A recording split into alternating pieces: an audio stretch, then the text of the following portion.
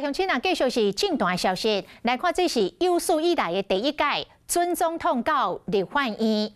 原来是民进党立法院党团今仔日伫个立法院来举行着新科立委的共识营。准总统赖清德以党主席的身份到场来致辞。赖清德是勉励着新科立委专业问政，加读一寡册，用专业的力量去听民众的心声。嘛唔通袂记哩，一开始做立委的初发心。赖清德嘛特别来交代，爱大家较莫应酬咧。赖清德讲，伊过去伫个立法院下班就转去宿舍，甚至参唱卡拉 OK， 伊嘛拢无去。穿硬正西装，行入来到立法院，准总统赖清德和立法院长游锡堃、民进党总召郭建明握手小正碰，就算天气冷极起，赖清德满面笑眯眯。毕竟过真侪年，佮行入来到立院，身份早就已经无共款。好，来看后面。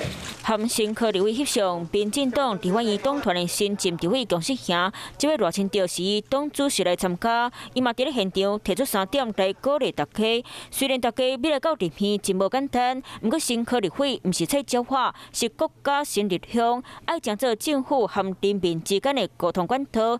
第二，唔通袂记咧初中专业问政。第三，爱和党团共同合作，推动国家发展的目标。另外嘛，特别讲到，期待大家爱加读册，有更加侪专业力量来听评起。做立委了后，会有真侪人来甲你拜托请食饭，不过这拢会用到真侪时间。较早伫咧立法院，将来保伫咧应酬半摊，下班就登去到宿舍，含唱卡拉 OK 就无去。主要是因为接下来的立法院战斗国会，我想我们一定都是要团体作战，所以除了自己关心的议题，还有自己选区的议题之外，也会需要跟党团大家彼此来讨论未来怎么样用最大的力量在国会里面来发声。当然就是说，作为新科的立法委员当选人，那我们是希望说最快速的掌握所有的议程，还有我们未来党团的方向，做好万全准备。不过最近嘛传出国民党有艺术提案要听赖清德国情报告，要求赖清德接受检验。来附国情报告，愿意即问即答吗？对媒体追喷，笑笑保险。不过相信任何挑战对赖清德来讲，拢是小事一件。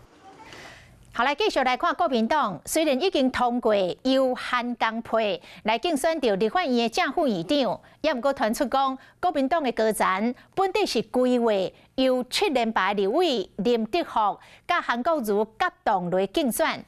但是韩国瑜希望会当来打造着青壮世代接班，所以自行挑选着江启臣来做副手。讲这个举动嘛引发着国民党内的风波。也毋过国民党外国来回应咯，讲现阶段就是全力来挺韩江培。真的是大学长，因为我们在台的大学长之一。泡泡通过党内公认的韩院长，伫部分其牛背情形下，韩江培看起来是顺理成章。也毋过风声讲本来根本毋是安尼。经过了解，党中央本来是打算讲有这个政治分量的7连败立委林福德来参选副院长。也毋过韩国瑜敢若较介意学者出身的江启臣，有国防外交的资历，是青壮派接班的人选，两人配合会当互国会新气象。进前韩江培相片一个抛出来，无论是韩福培还是韩宝培，拢无机会啊。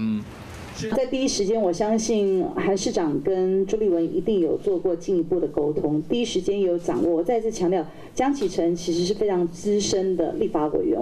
国民党大选共识，现阶段都是韩江培全力的冲刺，那无意外者，韩国瑜将会顺利登上国会龙头。那立法院的秘书长，伊上有可能。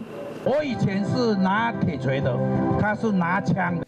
现任台北市副市长的传伯李树川，演过就是韩国瑜的副市长，两人有高度的互信基础，有可能阁扮演韩的左右手，替朝野拍通关。有关国民党东边台面上已经表态要参选的赖士宝，动作嘛真积极。那小东边书记长这战，包括洪明凯、王宏美、李元秀、颜宽恒、万美玲等，拢是有可能的名单。恐惊变成5个人抢一位的局面，虽然讲当年拢会改选，也不过无人希望讲伫新的任期就输伫起跑点。